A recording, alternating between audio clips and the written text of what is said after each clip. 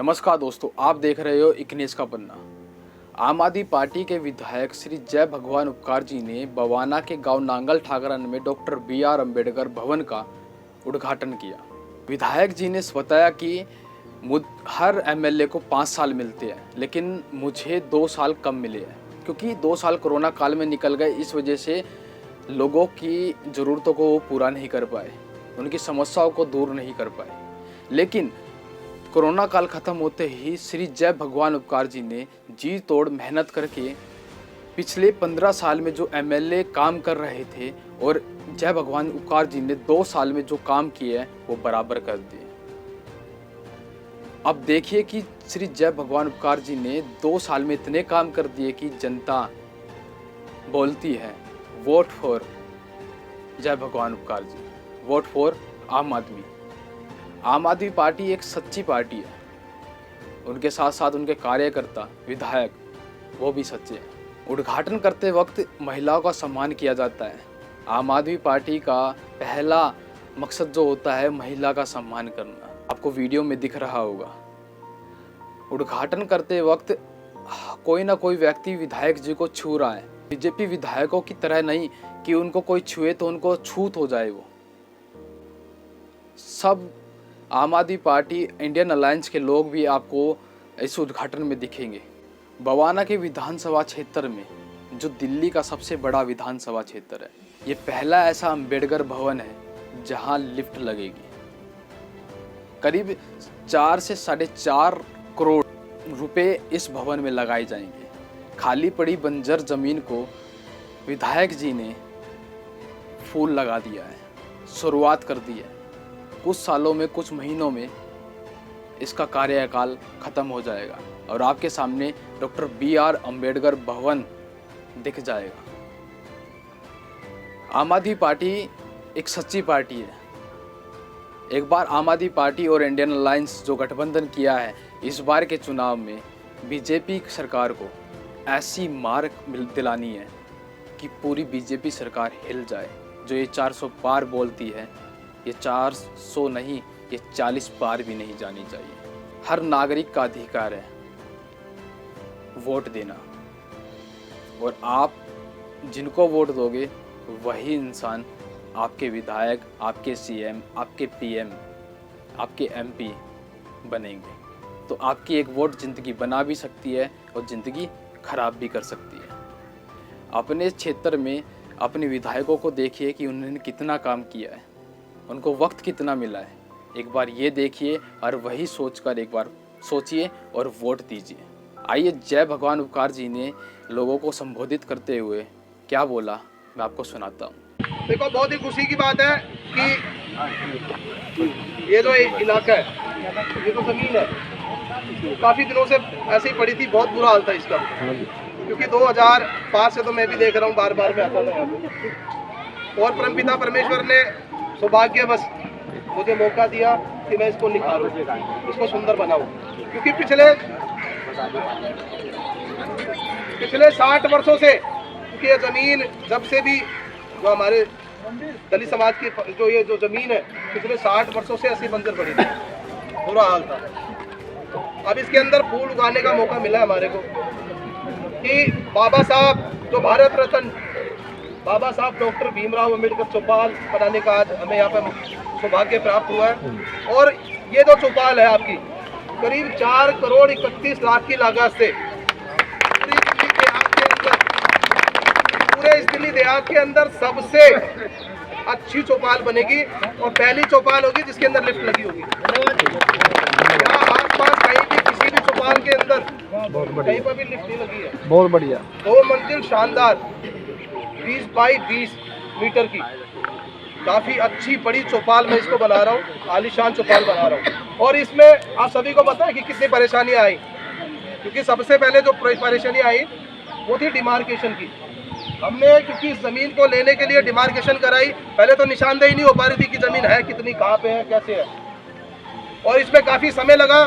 और कमेटी के लोग, जिसमें अमर सिंह जी, ऋषिपाल जी और अन्य साथी, ये बार बार मेरे पास आते जाते रहे हैं, बार बार मेरे से बोलते रहे हैं कि विधायक जी जल्दी करो जल्दी करो। और क्योंकि मेरा भी टारगेट था कि मुझे अपने समाज की जो युद्ध चौपाल है इसको जल्दी बनाना है और मेरा प्रयास जारी रहा। फिर हमने डिमार्केशन कराई, फिर एस्टीमेट बनाया, इसका एस्टीमेट बना करके 4 करोड़ 31 लाख की लागत से आज वो समय आ गया कि आज अब हम सब लोग मिलकर के इसका शिलान्यास कर रहे हैं। तो आपको मैं बता देना चाहता हूँ कि पूरी नांगल ठाकरान के अंदर चाहे वो लाल चौक से लेकर के और कंझावला रोड तक स्ट्रीट लाइट नहीं थी, अंधेरा रहता था। वहाँ पर लाइटें लगाई मैंने MLA लैंड से 35 लाख से की लागत से। फिर ये 20 सूत्रीय कार्यक्रम के पीछे लाइटें लगाई, उधर लाइटें नहीं थी। नांगल ठाकरान का ही काम गिराऊंगा बस खाली। काम तो मेरे पास बहुत है, मैं गिनती नहीं कर सकता, हजारों काम कराया। फिर 20 सूत्रीय कार्यक्रम में पानी की लाइनें डाली हैं, फिर वहाँ पर गलियाँ बन रही है। उसके बाद यहाँ पर भी पानी की लाइन डाली अंदर। फिर ये जो वाल्मीकि चौपाल थी हमारी जिसमें मेरी शादी हुई थी, इसको भी रेनोवेट कराया मैंने, अभी दोबारा बनवाया। अभी एक मिनट से दूसरी जाटव चौपाल जो उसका पैसा मैंने पास कराया। तो आपने बोला कि उसमें लैंटर स्टैंड होना, लेकिन अब लैंटर स्टैंड करने की जरूरत नहीं है। वो मैं उसको वैसे ही रेनोवेट कराऊंगा दोबारा से और उसके अंदर स्टील की वो सारी चीज़ें वैसे ही कराएंगे, क्योंकि वो पैसा काफ़ी दिनों से पड़ा हुआ, वापस चला जाएगा, कोई फायदा नहीं होगा। क्योंकि अब तो बड़ी चौपाल आपकी है, बनी रही। फिर दूसरी आपकी धानक चौपाल है, उसकी भी पैसा पास हो गया, उसका भी अभी काम स्टार्ट होने वाला है। फिर लाल चौक के बाद पानी की लाइन का मैटर था, वहाँ पर पूरे 6 इंची की लाइन डाली हमने। फिर उसके बाद में शमशान घाट का मैटर था, शमशान घाट बनवाना था, शमशान घाट का आपका काम चल रहा है। फिर दादा मालदेव पर बहुत बड़ी लाइट लगाई मैंने। फिर दादा मालदेव पर एक बहुत बड़ा हॉल बनाया, आपने देखा होगा, अभी उद्घाटन करूंगा उसका। अभी उद्घाटन नहीं किया मैंने किसी भी चीज़ का, कहीं पर भी उद्घाटन नहीं किया। फिर आपका परशुराम मंदिर, उसका रोड बनाया, आपने देखा होगा। अंदर की कुछ गलियां बनाई हैं। फिर अभी 3-4 दिन पहले ही नांगल ठाकरान की जो गलियां बाकी रह गई हैं, जिन जिन लोगों ने मुझे बताया कि ये गली हमारी खराब है, वो सारी गलियां मैंने पास करा ली हैं। अभी 1-2 दिन में सैंक्शन लेटर निकल जाएगा, क्योंकि अभी वर्क ऑर्डर नहीं हो पाएगा और आचार संहिता खत्म होते ही इन गलियों में सब में काम चालू हो जाएगा। अब जो गलियां नहीं बनी उसकी देरी का कारण क्या है वो समझना पड़ेगा हमारे को। कि सबसे पहले दिल्ली के लोकप्रिय मुख्यमंत्री माननीय अरविंद केजरीवाल जी के आदेश के अनुसार मैंने यहाँ 650 करोड़ की लागत से यहाँ पर सीवर लाइन पास कराई सारे पूरे एरिया के अंदर। आपकी जो गलियाँ हैं मैं जब भी बनाऊंगा तो उससे पहले सीवर लाइन डाल दूँ। सब कुछ हो गया मेरा, सब कुछ कंप्लीट हो गया, सीवर के टेंडर हो गए, बस खाली फाइनेंस डिपार्टमेंट को पैसा देना था। लेकिन ये जो LG साहब आए, इन्होंने आते ही पैसा रोक दिया, जिसकी वजह से टेंडर नहीं हो पाए और वो काम हमारा रुक गया। तो नहीं तो मैं पहले सोच रहा था कि सभी गाँव के अंदर पहले सीवर लाइन डाल करके उसके बाद गलियाँ बनाऊंगा, लेकिन फिर मेरी मजबूरी हो गई। फिर मैंने गलियों का जो हमारा सेंक्शन आई हुई थी, फिर मैंने सभी गाँव के अंदर बोल दिया कि गलियाँ बनाना शुरू कर दो। अगर मैं गलियाँ जो भी रुकी है, एक तो ये समझ लो कि 2 साल, क्योंकि कोरोना रहा, 2 साल तो मुझे कोई फंड मिला नहीं। और अभी कोई मैं दूसरे MLA से अगर मैं अपना कंपेरिजन करूंगा ना, तो मेरे 2 साल और 15 साल बराबर हो गए। पूरे एरिया के अंदर आप अगर जाके देखोगे तो मेरे पास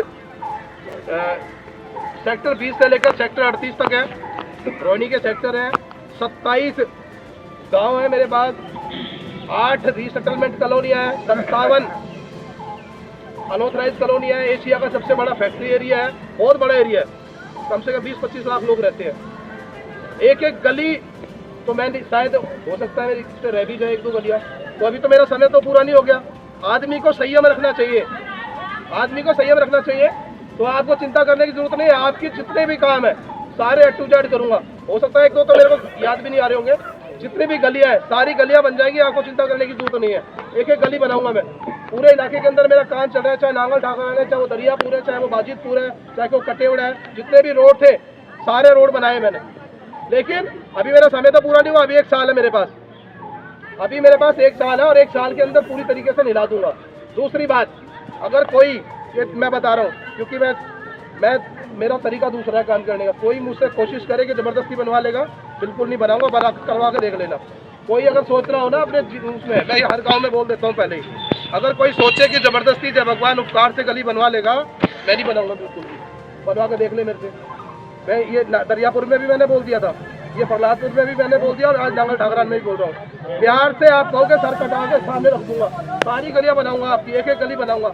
अगर कोई व्यक्ति सोचे कि जबरदस्ती बनवा लेगा, मैं नहीं बनाने का जबरदस्ती, मैं नहीं बनाऊंगा, किसी की जबरदस्ती नहीं बनाऊंगा। जबरदस्ती सबकी गली बनाने के लिए आया हूँ मैं, एक एक काम करूंगा मैं, और काम करने के लिए आपके लिए आया हूँ। तो कोई गली आगे बनेगी, कोई गली पीछे बनेगी, थोड़ा सा संयम रखो, आपकी कोई गली बाकी नहीं रहेगी। थोड़ा सा समय लगेगा, अभी मेरा पैसा मैंने पास करा लिया नांगल का, गलियों का, सारी गलियां बनेंगी। जिस प्रकार से वाजिदपुर में 650 करोड़ के काम चल रहे हैं, 12 करोड़ के काम दरियापुर में भी चल रहे हैं, आपके यहाँ पे कम से कम मैं 15-20 करोड़ के काम करा रहा हूँ।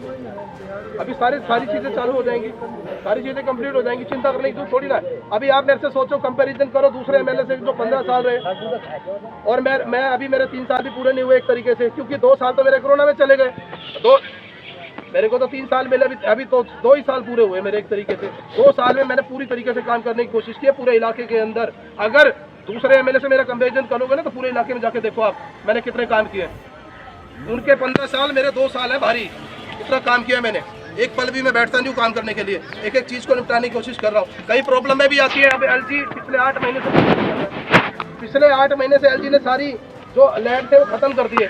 सीएम लैंड खत्म कर दिया, मुख्यमंत्री सड़क निर्माण योजना खत्म कर दी, आपकी पता नहीं कितने बच्चे जो हमने लगा रखे थे सारे वो हटा दिए। बहुत चीजें चल रही है, बहुत सी स्कीम है। एलजी परेशान कर रहा है, सरकार के कोई काम होने नहीं दे रहे, लेकिन फिर भी हम कोशिश कर रहे हैं, प्रयास कर रहे हैं कि आपका काम कोई रुकेगा नहीं, क्योंकि हमारे मुख्यमंत्री जी जैसे बोल रहे हैं कि आपका चाहे वो कोई भी कार्य है, जैसे मोहल्ला क्लिनिक बंद कर दिए, पानी, दिल्ली जल बोर्ड का काम सारा बंद कर दिया, दिल्ली जल बोर्ड को पैसा नहीं दे रहे, हर डिपार्टमेंट का काम रोक रखा है, लेकिन हम आपका काम करा रहे हैं, आपको चिंता करने की जरूरत नहीं है। थोड़ा सा संयम रखो, जैसा कि साथी बोल रहे थे, थोड़ा सा संयम रखोगे सारी चीजें हो जाएंगी, और सारे पूरे इलाके के अंदर आज काम चल रहे हैं। 1-2 गलियां जो भी रह जाए वो भी हो जाएगी, अभी मेरे पास बहुत समय है, कोई गली बाकी नहीं रहेगी आपकी। और दूसरी बात, अभी एक भाई बोल रहा था कि मैं गया, अभी मेरी 15-20 दिन मेरी तबीयत खराब थी, हो सकता है उस दिनों में गया हो, तो मैं बीच में मेरे को शेड्यूल भी लगातार 20 दिन से लगातार हमारा सदन भी चल रहा है, तो हम सदन पे ऑफिस में ज़्यादा नहीं बैठ पाते, सुबह नहा धो के गए और सीधा सदन, क्योंकि 20 दिन लगातार सदन चल रहा है। अभी कल से फिर स्टार्ट हो रहा है, कल से फिर मैं सदन में जाऊँगा। तो यही नहीं है कि मैं ऑफिस में फिक्स जो टाइम है उसमें मिलूंगा ही मिलूंगा, लेकिन मेरी कोशिश रहती है हर टाइम में मिलता हूँ। 9 से 11 ये सभी लोग जाते हैं, इसमें यहाँ पे कम से कम 200 आदमी बैठे हुए हैं, इसमें से जो जाते हैं सब बता देंगे, मैं मिलूंगा ही मिलूंगा, ऐसा एमएलए हूँ मैं अपना पूरा टाइम देता हूँ लोगों को। हो सकता है भी कहीं किसी दिन मेरा शेड्यूल हो, उद्घाटन हो, क्या पता मेरे को मुख्यमंत्री जी ने बुला रखा है, क्या पता मेरा सदन है, क्या पता मैं बीमार हूँ। अभी मेरी जैसे तबीयत खराब, 10 सालों में बीमार पड़ गया, अभी 10 दिन बहुत ज़्यादा परेशान था, 20 दिन, लेकिन हमने फिर भी काम नहीं छोड़ा अपना। हम आपके काम में लगे हुए, लगन से लगे हुए, और आपका जो कार्य जो भी है, चाहे वो गली का है, चाहे वो रोड का है, चाहे वो नाली का है, चाहे वो पानी का है, चाहे वो बिजली का है, किसी का भी है, हर कार्य को हम लोग करा रहे हैं और करा के जाएंगे, प्रयास रहेगा मेरा। तो आप सभी ने यहाँ पर मुझे बुलाया, आप सभी ने मेरा अभिवादन किया, इसके लिए मैं आप सभी का तहे दिल से धन्यवाद करता हूँ। आगे भी एक मिनट बाबू, एक मिनट, आगे भी मेरा क्योंकि बहुत बड़ा प्रोग्राम है, काफी लोग हैं, कम से कम 400-500 लोग मेरा वेट कर रहे हैं फूड कला के अंदर, क्योंकि 13 करोड़ की लागत है जो फिरनी रोड है उसका मेरे को उद्घाटन करना है, तो इसलिए मैं आपसे इजाजत चाह रहा हूँ और आप सब लोग मिलकर के उद्घाटन करेंगे। ठीक है।